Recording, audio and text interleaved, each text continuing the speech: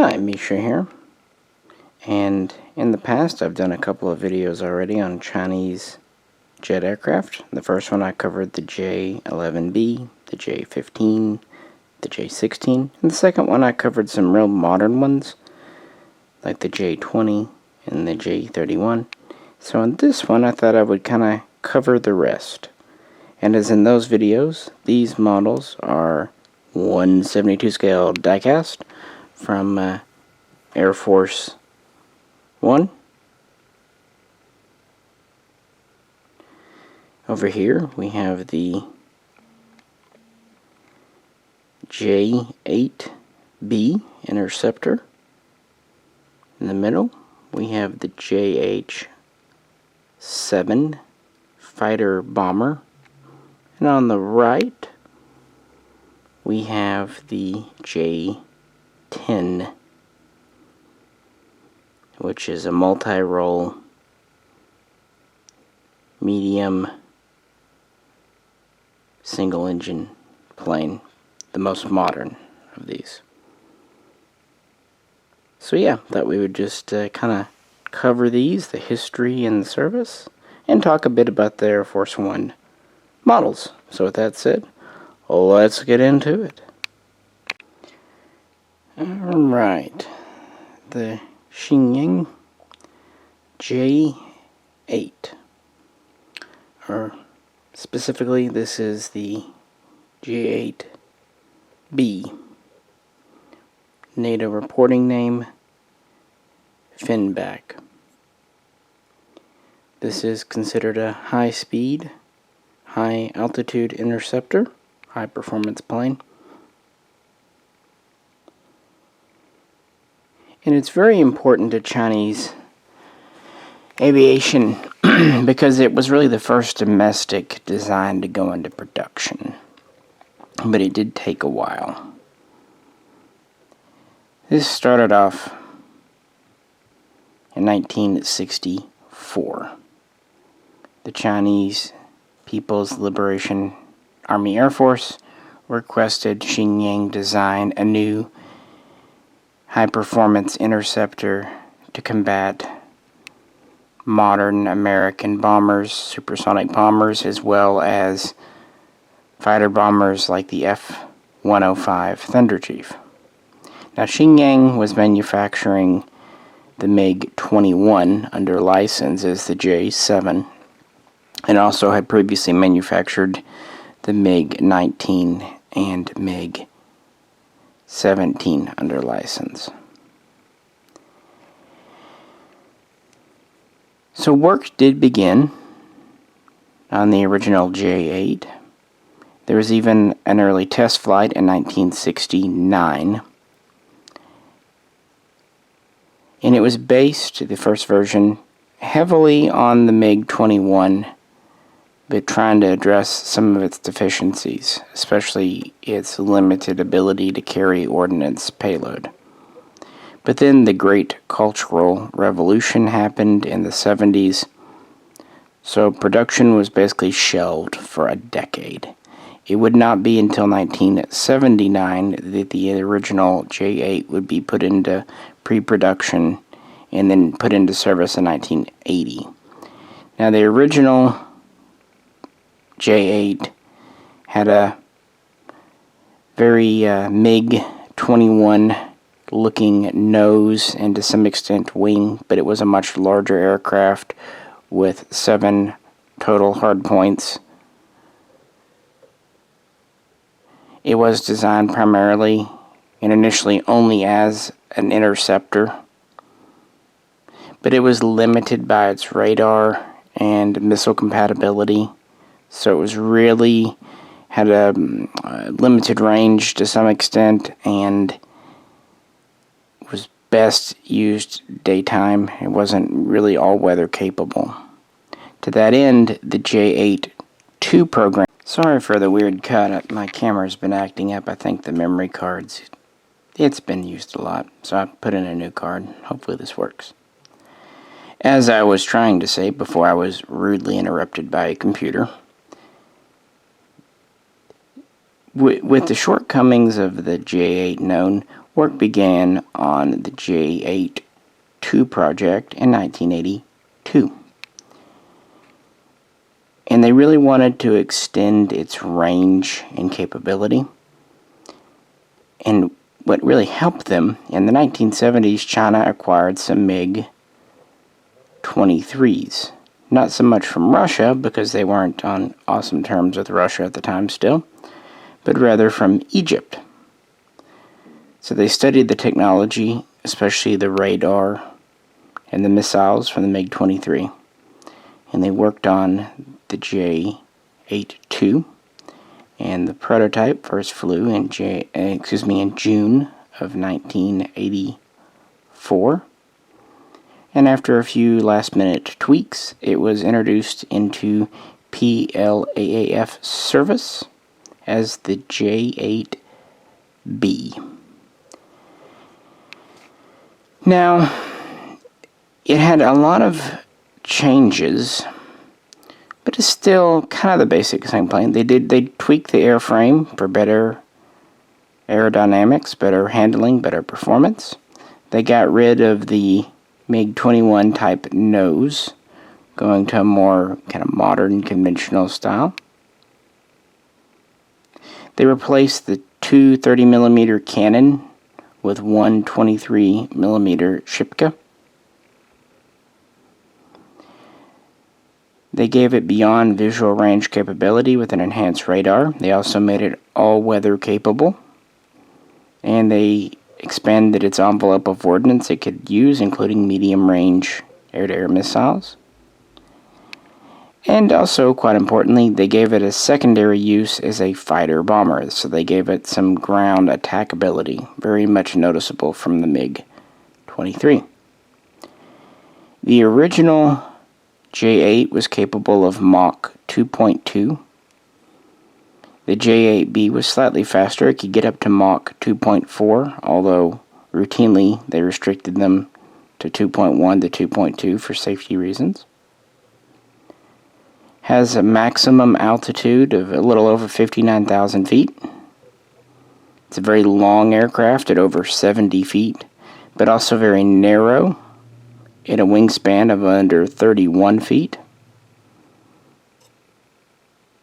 It can carry short and medium range air-to-air missiles, as well as guided air-to-surface ordnance and external fuel tanks for more range. It's still a single-seat fighter, capable of aerial refueling. Seems like around 80 J-8s were made, with around 300 J-8Bs. There was also a navalized variant created called the J-8D, and they were working on a modernized variant in the 90s known as the J-8C, but this program was discontinued in 1998 in favor of newer aircraft, including this one over here, the J-10, and others we've talked about like the J-11. And considering this was based on the MiG-21 and 1960s, 70s, and whatnot tech, it's understandable why this might not see too much of a future in the 21st century. But it is important because it was really China's first, more or less, domestic design. I mean, it's not a clone, a carbon copy of anything, even though it does borrow heavily from MiGs. And it was a reasonably good aircraft, all things considered. I mean, quite high performance. And it was a good learning experience for the Chinese aviation industry in Shenyang in particular.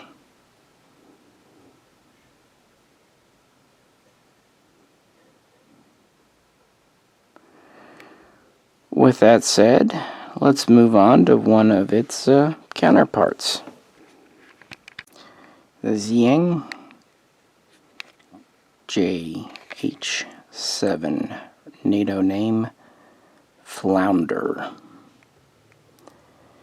This is a fighter bomber, so very different role.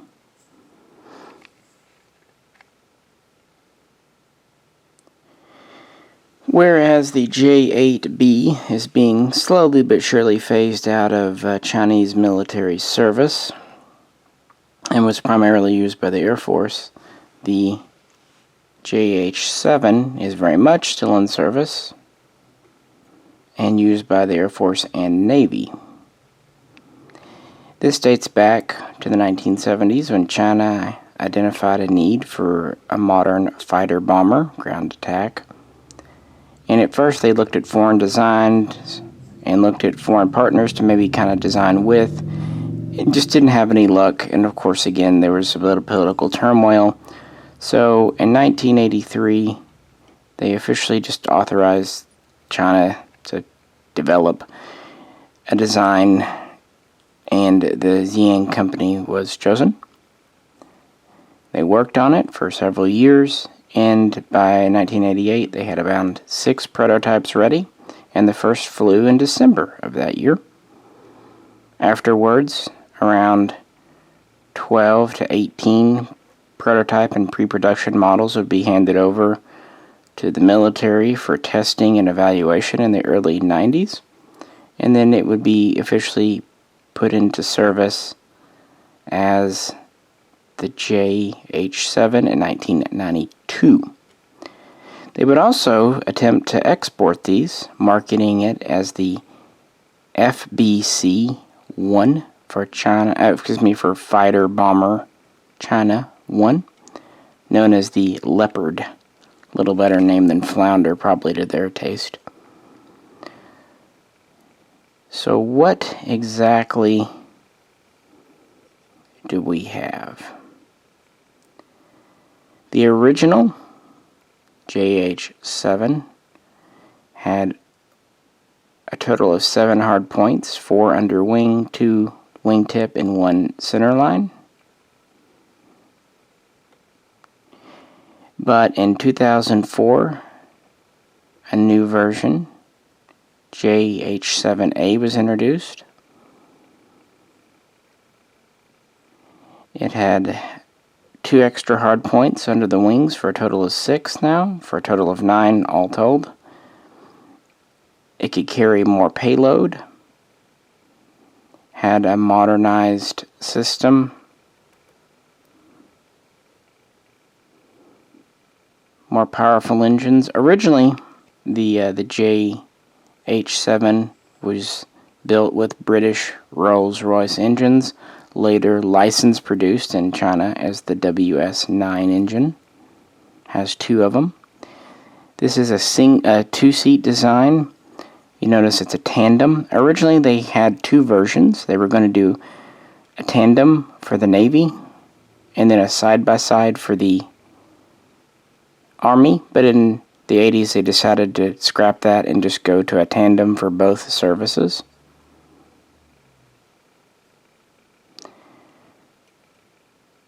The JH-7A would replace the JH-7 in both services in 2004, and older JH-7s would be upgraded to the new standard. And it's worth pointing out that an even newer version, the JH-7B, was introduced in 2014, which has modern avionics, even more powerful engines. And as the versions get better and better, they get better and better at pinpoint delivery of their munitions. As of that year, there were 120 in the Air Force and 120 in the Navy, for a total of 240 still in service. And total production seems to have been 270 because the line was officially shut down in 2017 after the B variant was done and older planes were upgraded to it. So what do we have here?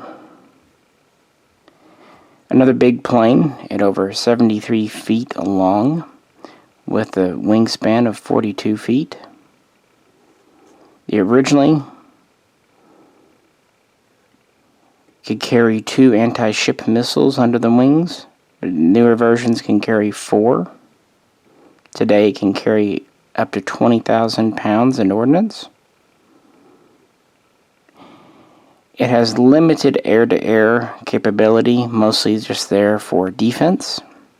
It's mostly configured to use air-to-surface munitions. It does have a double-barreled 23mm cannon with 300 rounds. Max speed is a hair over Mach 1.5.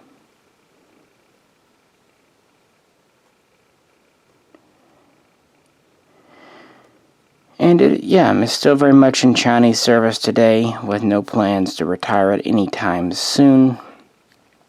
It doesn't really seem like they found many export customers, though.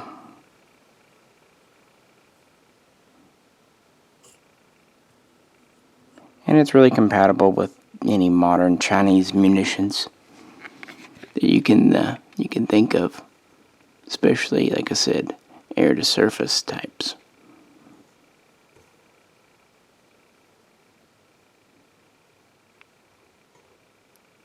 With that said, what about our last aircraft today? The Chengdu J-10. Some say the NATO name is Firebird, others argue this, so take it as you will.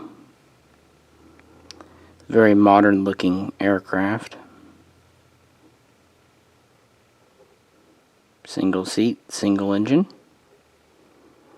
And this dates back to the 1980s, with the release of aircraft like the MiG-29, the Sukhoi Su-27, the F-15, the F-16, the F-A-18.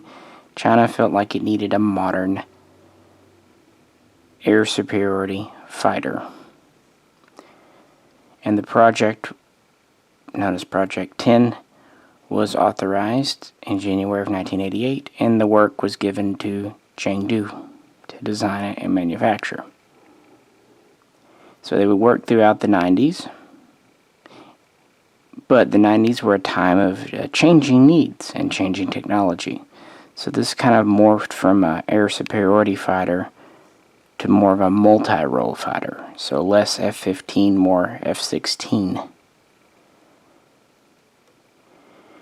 The first prototype was ready at the end of 1997, and first flew in March of 1998.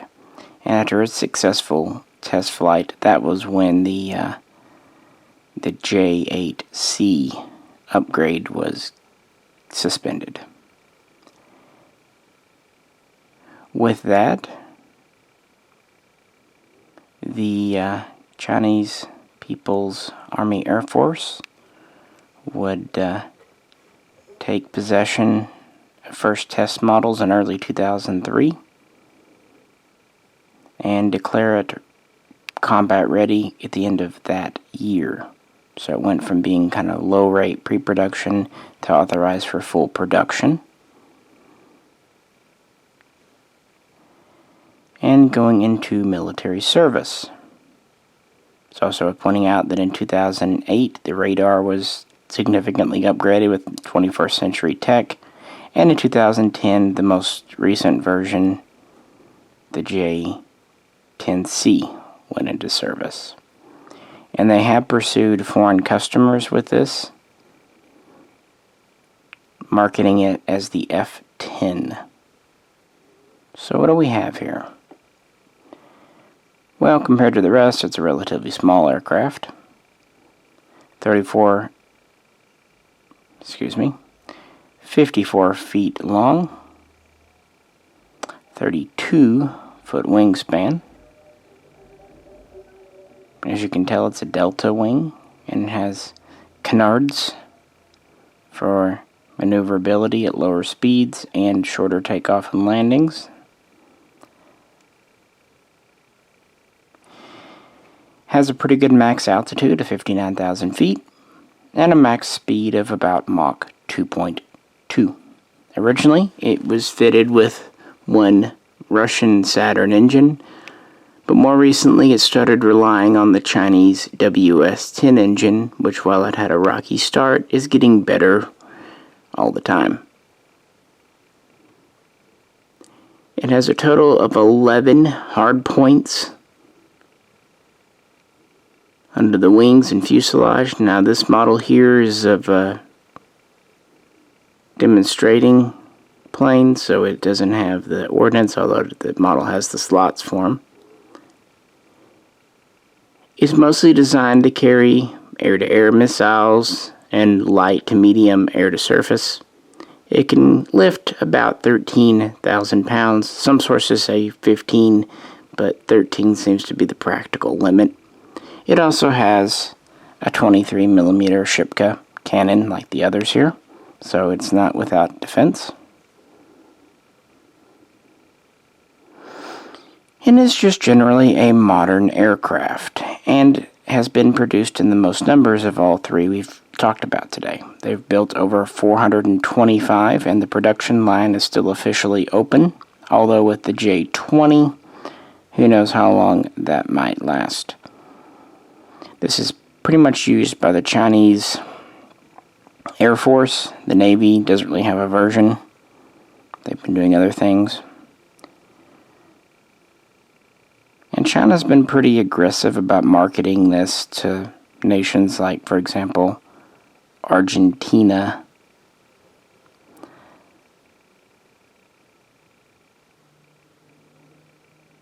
And it's been seen at air shows. Funnily enough, they didn't actually acknowledge the program's existence and give information on it until 2007, so long after it was introduced, which tells me that they actually consider it important and kind of critical to national defense and what have you. They have been accused of borrowing, stealing technology from France. With a lot of the Chinese stuff, it's hard to say because of how they do borrow, but on the other hand, they also have their own stuff. But it seems to be a quite competent, modern, multi-role, relatively lightweight fighter. So yeah, let's wrap up with a few final thoughts. As I said at the beginning, these are all models from Air Force One, who pretty much has done all the Chinese planes. Although they're not in production now because they didn't sell great. The benefits to Air Force One, they use a lot of metal. So they tend to be pretty heavy, like even the tube on the nose is metal. And the stands, as I've said many times, I really like. They also have the name of the aircraft on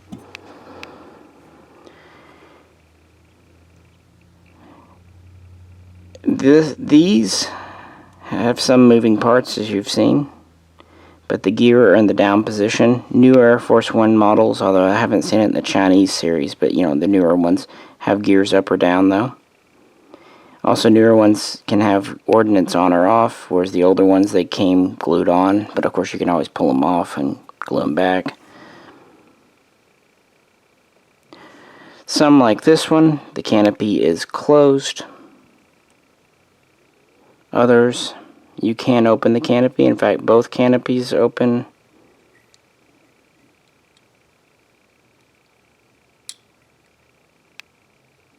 This one's a little stiffer, but it does open. So it just kind of depends. These are 1/72 scale. They also do 1/144. And the nice thing about these, even though they're not as full featured or quite as detailed as Hobbymaster or Corgi, they are cheaper. They're about 40 to 50 bucks for at least this one and this one. For some reason, these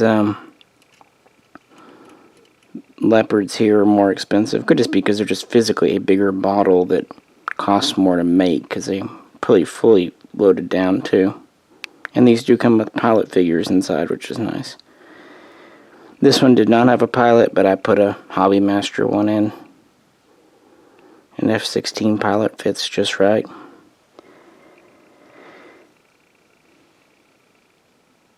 I got this one Normally I like going for the more military ones with the ordnance, but the 172 F-10s, J-10s are sold out everywhere.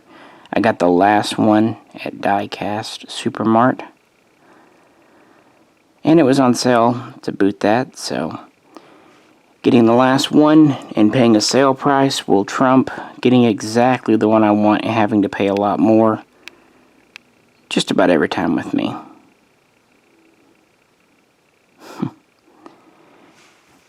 And this one came from Aikens. And I believe this one came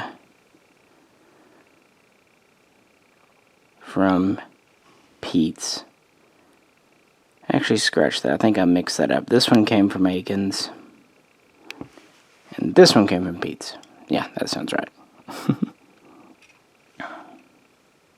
But they're neat and they're different, and I like them. So yeah, I just thought I would show more Chinese aircraft. Why not? If you have any questions or comments, please do post them.